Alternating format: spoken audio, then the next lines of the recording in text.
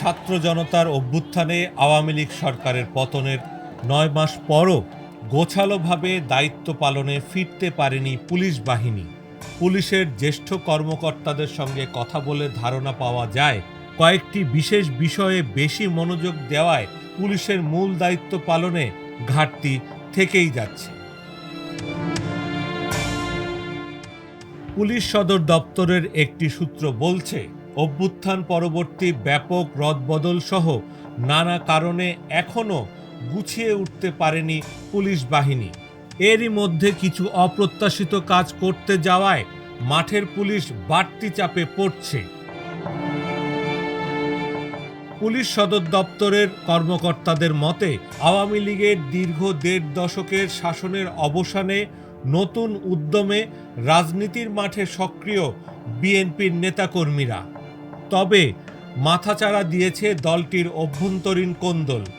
তাদের পাল্টাপাল্টি কর্মসূচির কারণে মাঝে মধ্যেই প্রতিদ্বন্দ্বী গ্রুপের সংঘর্ষ হচ্ছে।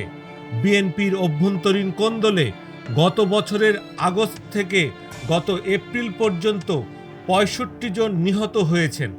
এসব সংঘাত নিয়ন্ত্রণে প্রতিনিয়ত পুলিশ ফোর্স মোতায়েন রাখতে হচ্ছে।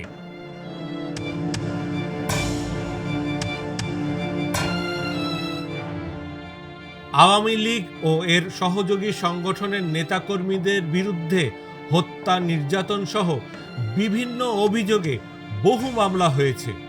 জুলাই ও আগস্টের মামলার তদন্ত দ্রুত শেষ করতে সরকারি তাগিদ থাকায় পুলিশের প্রতিটি বিশেষ ইউনিট ও তদন্ত সংস্থা এ কাজে ব্যস্ত থাকছে।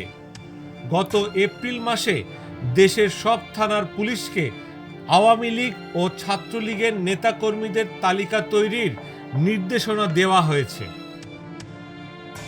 মহানগরে বিক্ষোভ, সহিংসতা মোকাবিলা, পরিবর্তিত রাজনৈতিক পরিস্থিতিতে রাজধানীসহ অন্যান্য পুলিশকে বিভিন্ন শ্রেণী পেশার নাগরিক ও সংগঠনের আন্দোলন, মিছিল, সমাবেশ ও একে কেন্দ্র করে ঘটা সহিংসতা মোকাবিলায় কাজ করতে হচ্ছে। রাজনৈতিক দলগুলোর কর্মসূচি, বিক্ষোভ ও অবরোধের মতো কর্মসূচি নিয়ন্ত্রণ করতে গিয়ে পুলিশের নিয়মিত টহল ও নিরাপত্তা পরিকল্পনায় অতিরিক্ত চাপ পড়ছে।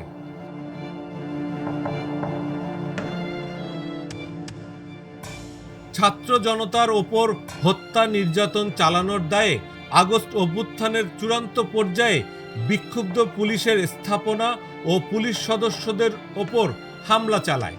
পরবর্তী সরকার ক্ষমতায় এসে পুলিশের শীর্ষ পর্যায় সহ ব্যাপক রদবদল করে। তবে ১৮৭ জন পুলিশ সদস্য এখনও পলাতক। শীর্ষ পর্যায় থেকে থানা স্তরের কর্মকর্তারা নতুন প্রশাসনের সঙ্গে সমন্বয়, রাজনৈতিক চাপ সামলানো এবং পেশাগত নীতি বজায় রাখা এই ত্রিমুখী চাপের মুখে রয়েছেন।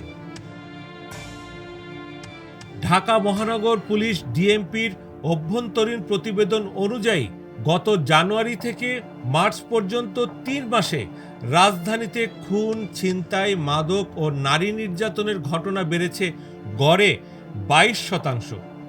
ছিনতাইয়ের ঘটনা বেড়েছে ৩৪%। কিন্তু এসব অপরাধ ঠেকাতে মাঠে পর্যাপ্ত টহল নেই। পুলিশ সদর দপ্তরের সূত্র জানিয়েছে, বাহিনীর বড় অংশকে রাজনীতি কেন্দ্রিক পরিস্থিতি মোকাবেলায় ব্যস্ত থাকতে হচ্ছে।